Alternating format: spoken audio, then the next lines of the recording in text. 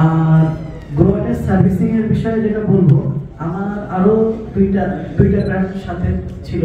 এর আগে এনআরএল দেখছেন, ওটাও বাংলাদেশে ডেভেলপ আমি করছিলাম।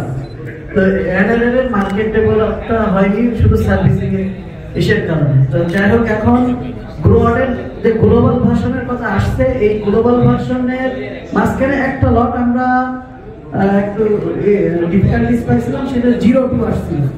তো গ্রোয়ারের সার্ভিসের কারণে তারা তাদের যে সার্ভিসিং টিম আছে, ওনাদের সার্ভিসিং সাপোর্টের কারণেই আমরা উতরাইতে পারছি। এটা অন্য কোনো ইনভার্টার হলে, যেমন এনআরএস মার্কেট ফল্ট করে ফেলছে সার্ভিসিং সাপোর্ট যে কোনো, আমরা যারা টেকনিক্যাল সাইডে আছেন, যে আসলে শর্ট নেম দিয়ে বাধাই করলো ইলেকট্রিক আইটেম কোনো না কোনো ভাবে ডিস্টার্ব হতে পারে।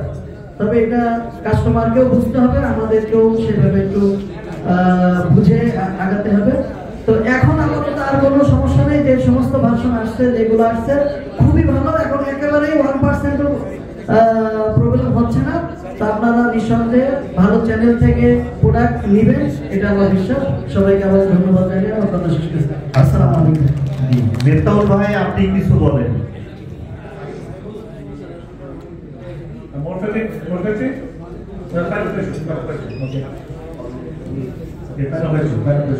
আসসালামু আলাইকুম, আমি Mehtaul Alam, managing director Achieve electronics.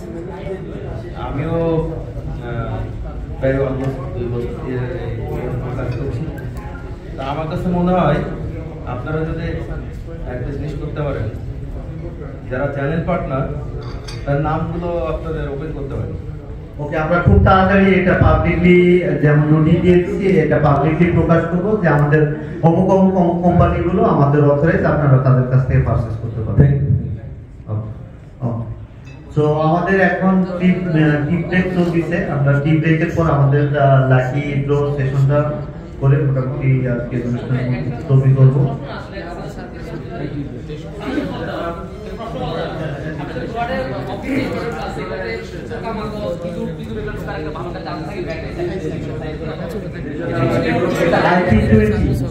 এটার আপডেটেড ভার্সন আমাদের 6 কিলোওয়াট অলরেডি চলে আসছে।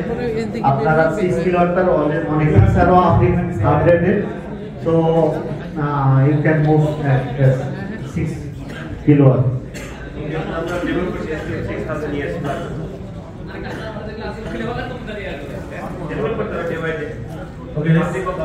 আপনারা কেউ যাবেন না, আমাদের লাস্ট লাকি ড্র, লাস্ট পুরস্কার SPF 3.5 kilowatt upgrade hybrid inverter. আপনারা ইনভার্টারটা নিয়ে যাবেন। আর আপনাদের কাছে আরেকটা রিকোয়েস্ট করি,